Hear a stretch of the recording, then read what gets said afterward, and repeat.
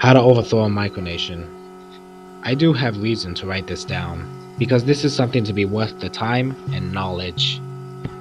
If you are a member of a micronation, and you happen to be under the wrong tyrant's foot, here's a way you could fix that. I'm pretty sure this could only work if you actually happen to live inside the micronation, or if you live near and see its interiors at one point. You cannot destroy something if you don't know where it is. If you don't have the needs to commence your insurrection at the preferred time, that's okay. Take the time to prepare and train for the moment. Many underground movements, for example like the Base and the NBA, is preparing for when the system fails. It will take a while, but it's numbers you can gain in the meantime. Talking about a micronation, a situation if that system fails and you're ready to take arms, will be fast-paced.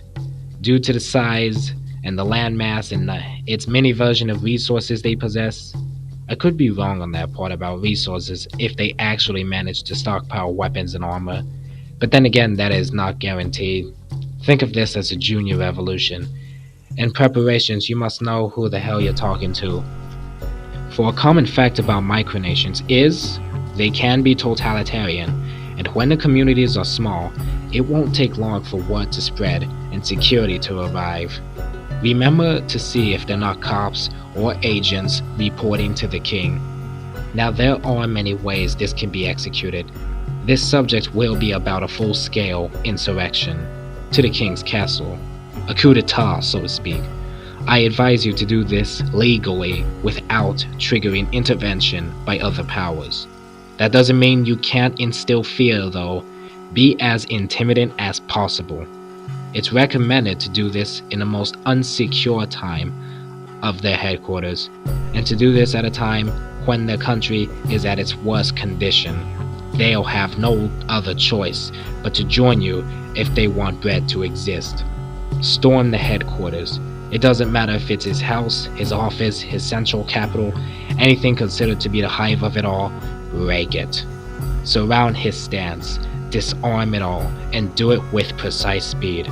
Of course you would want to stage a revolution without actually giving a warning.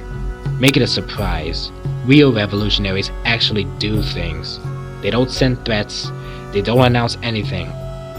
They commence the act and become the act. That is the way you can storm the capital. Always go for the head.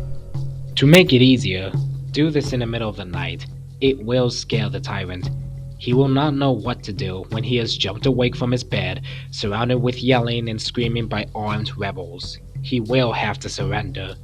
If you ever do manage to stage a coup of some kind, do find a plan of what to do if you have won the micronation.